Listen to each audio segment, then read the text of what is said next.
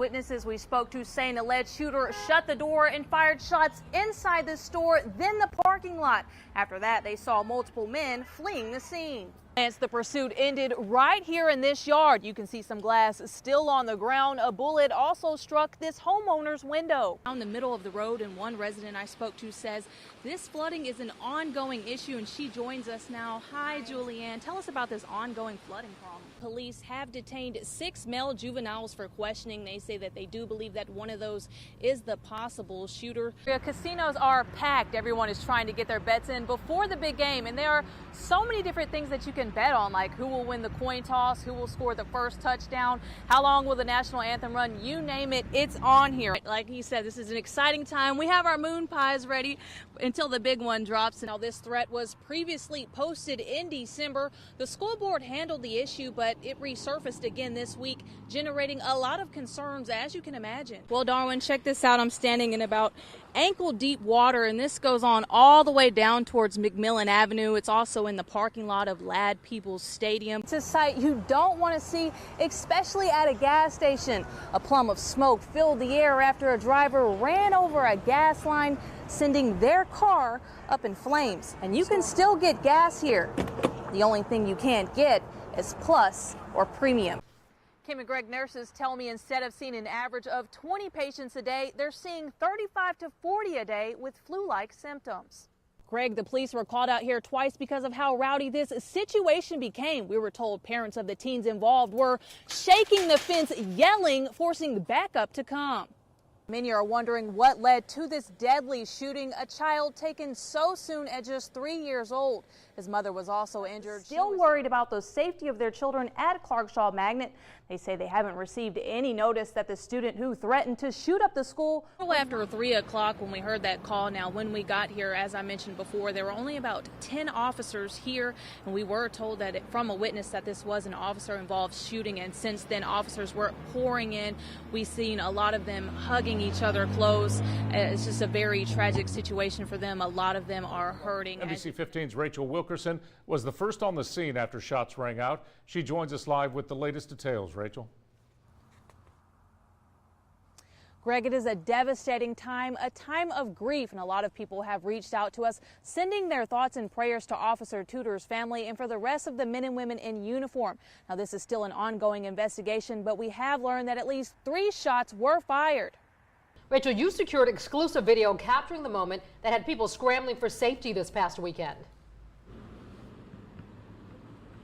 Kim and Andrea, this video now has Councilman Fred Richardson scrambling to do something about security at the park. 10-0, and he's celebrating.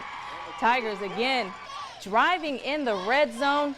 Mix finds Montravius Cook for a nice gain, but the Toros defense holds and forces another kick.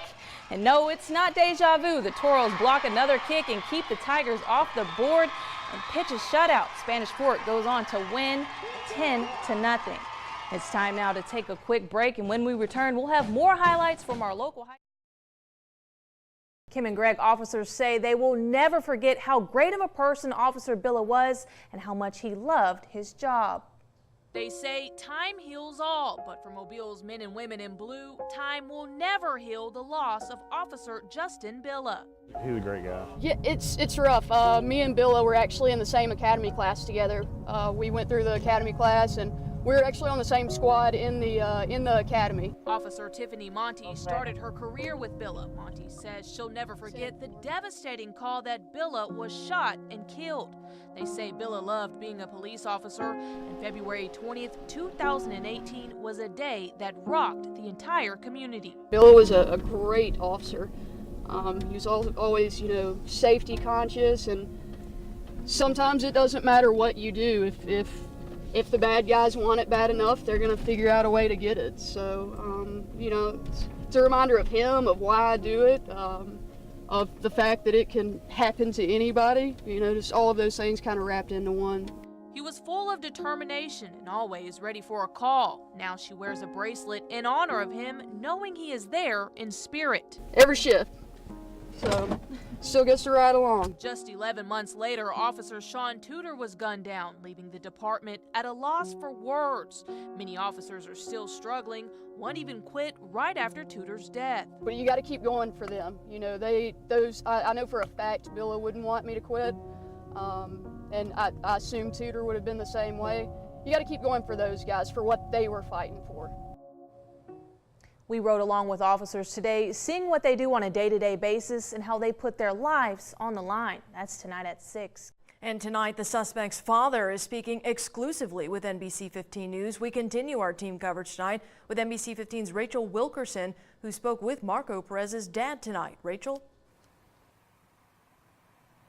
Andrea, his father tells me that they were watching the news, trying to see what was going on here when they heard that it was Marco that was taken into custody, and he couldn't believe his son possibly gunned down this officer.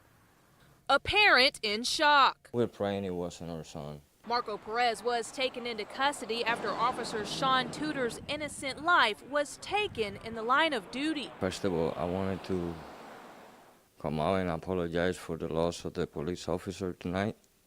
I would have never thought one in a lifetime that my son will ever be capable or do anything like that. It was an emotional scene as officers learned their beloved Officer Tudor was gunned down, tragically leaving behind his family and devastating the community. We raised him to be a better man. We don't know what happened to the son we raised him to be. Again, I'm deeply sorry for all the trouble he caused, not just the police officers, the families, for the loss. His actions deeply affecting his family. Perez has a little brother and sister who looked up to him. We've been devastating. He didn't just destroy that officer's family, he also destroyed his own family by putting us through all these troubles. Even his mother being arrested for supposedly faking something we know it was true. He was calling us and he was doing this stuff. It wasn't her intentions to get caught up in the middle. Family says Perez will reap what he's sown. I'm sure he will pay for every single thing wrong he did. The Perez family says that they will not be at Marco's court date and that they are done with him after this tragedy. Reporting live in West Mobile, Rachael Wilkerson, NBC 15.